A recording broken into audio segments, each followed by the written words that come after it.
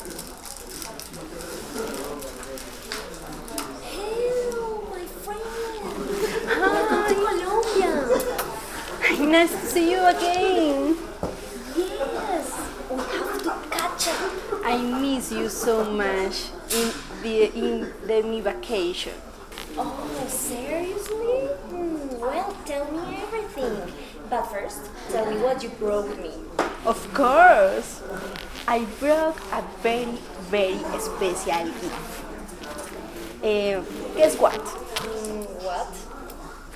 A Virgen de Guadalupe. Oh, wonderful. You need to show me and show me photos and show me what you saw, everything. It's okay. I will start be telling you about the geography. So, Mexico is a country located on the south tip of North America, bordered to the north with United States and to the south with Central America. Its landscape is varied. 85% of it is composed by mountains, plains, and numerous valleys. Mexico has a wide diversity of climates. To the north there are arid or dry zones. In the southern region and in the coastal areas, while fine warm to tropical weathers and in the hilly regions, there are temperate and even cool weathers. Wow, that's incredible, Paula. I didn't know that Mexico have that type of geography. Yes, it is. I was really impressed. Yes, but when I traveled to Mexico, what really impressed me was the education. In Mexico, there are different levels of education: basic, medium, and higher education, which include studies in preschool, primary, secondary, bachelor, master's, and doctorate, as well as diplomas in other forms of higher education. And basic education and higher education are provided by the state throughout the Mexican territory under the terms of the Constitution of the United Mexican States. In basic education, Mexico has more than 900 public primary schools with more than 30 million students. The Ministry of Public Education is the institution that manages the different educational levels of the country.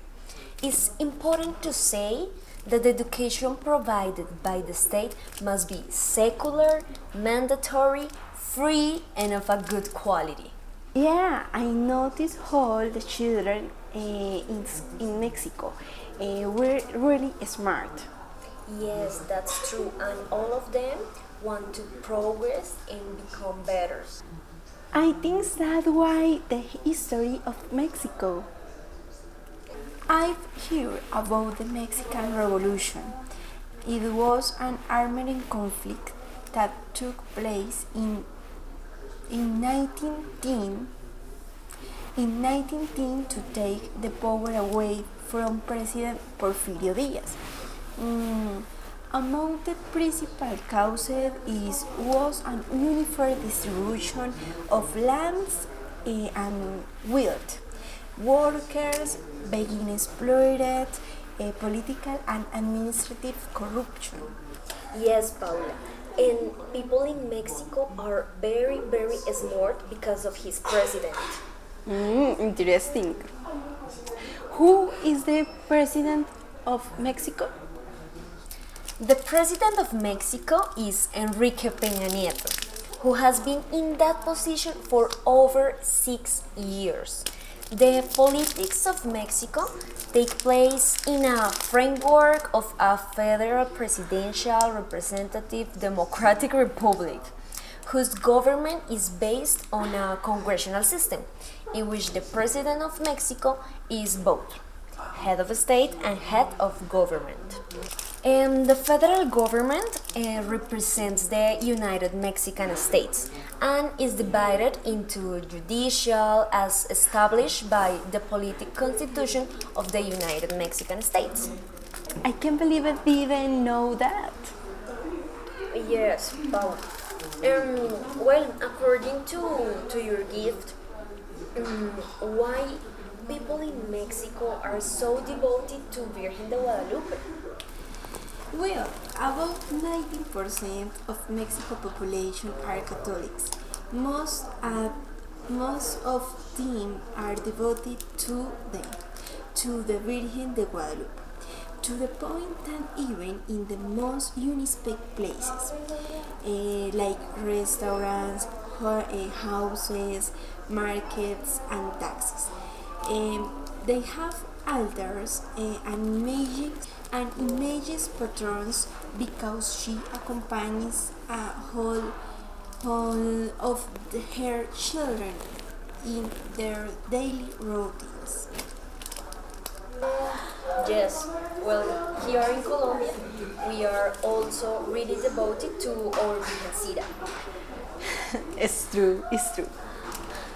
Yes, and well, I'm sure that what you did in Mexico was eat a lot. So tell me, what did you taste? Yes, I tasted two typical dishes. First, chilaquiles. This popular traditional breakfast dish features lightly fried corn tortillas cut into quarters and topped with green and red salsa, scrambled of fried eggs and pungent kitchen, and usually and on top, as well as cheese and cream. Chilaquiles are often served with healthy dose of frijoles. And elote. You'll find someone selling elote, the Mexican name for corn on the cob, or nearly every side street corner in Mexico. The corn is traditionally boiled and served either on a stick or in cups. The kernels having been cut off the cob. Salt, chili powder, lime, butter, cheeses, mayonnaise, and sour cream are tempted in abundance. Oh, Paula, tell me that you taste enchiladas, please. Those are delicious. Enchiladas date back to many times when people in the Valley of Mexico would eat corn tortillas wrapped around small fish. These days, both corn and flour tortillas are used and filled with meat, cheese, seafood, beans, vegetables, or all of the above. The stuffed tortillas are then covered in a chili sauce, making for a perfect Mexican breakfast. You need to taste it. Or mole, Paula. Three states claim to be the original home of mole. It's a rich sauce popular in Mexican cooking. Also here in Colombia we eat it. And there are myriad types of mole, but all contain around 20 or much more ingredients, including one or more varieties of chili peppers, and all require constant stirring over a long period of time. Perhaps the best known mole is mole poblano, a rusty red sauce typically served over turkey or chicken. I know, my friend. I didn't want to break my diet. I don't think so. I think you haven't done exercise since 2 months ago. You are grown. I practice many sports. Mexico has a great diversity of sports. Even in all schools, they teach children physical education. Among the 5 months undersigned sport are 1. The soccer, most practiced sport in the country, has feminine and masculine selection that represents them and the constants of high level. 2. Boxing. Okay, I believe you. Yes, you can see. No. But well, did you enjoy any festival? No. Well, you know that I was in Mexico a whole year, so I could enjoy many festivals. Like the day when I celebrate the Mexico's Independence Days. That is to celebrate on September 16. The day in 1810 when Father Miguel Hidalgo y Costilla urged Mexicans to rise up against the Spanish ruling class. In towns and cities across Mexico, citizens gather at midnight on September 15 in their communities. Main square to hear the mayor or in Mexico City the president repeat Father Hidalgo's or cry for freedom. At sunrise on the 16th, military and civic parades kick off a day of celebration that includes fireworks, food, and music tree, key elements in any Mexican party. Another very important day is the Day of the Dead, Dia de los Muertos, that is celebrated across Mexico, with each region stamping its own culture mark on the observance. On All Saints' Day, November 1st, small children who have died are honored as angelitos, little angels. The next day, All Souls' Day, is the day set aside for remembering all their family members, friends, even the famous who have passed away. Family altars or public displays are set up and decorated with photographs, mementos like they said, and ofrendas, offerings of food, refreshments, and symbolic gifts. In some regions, families hold vigils and feast at the cemetery, while in other regions, candy skeletons or pan de muerto as sweet bread are consumed. Paula, the Christmas season are another thing.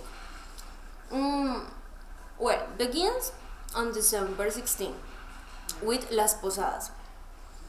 Children portraying the Holy Family arriving in Bethlehem go from door to door in the neighborhood seeking shelter. Traditionally, Mexican children receive their presents on Dia de los Santos Reyes, Three Kings Day, on January 6th. But the Christmas traditions popularized in Northern Europe and the USA are beginning to take hold in Mexico, giving kids 2 days during the season to receive Christmas gifts. Really similar to how we celebrate here in Colombia. That sounds incredible. Yes, that's true. I know that the next year you have to go to the Day of Death. Yes, I need to go, but I were in many touristic places. Mexico is one of the countries with more touristic places to visit because it has 332 states with a great variety of places to know. These are the best tourist places in Mexico that you should know and visit. 1. Mexico. Mexico City, capital of Mexico, a metropolis famous for its vibrant urban life, congregating museums of worldwide relevance, emblematic historic sites, massive festivals, glamourous avenues, shops, restaurants, and of course has the liveliest nights of Latin America.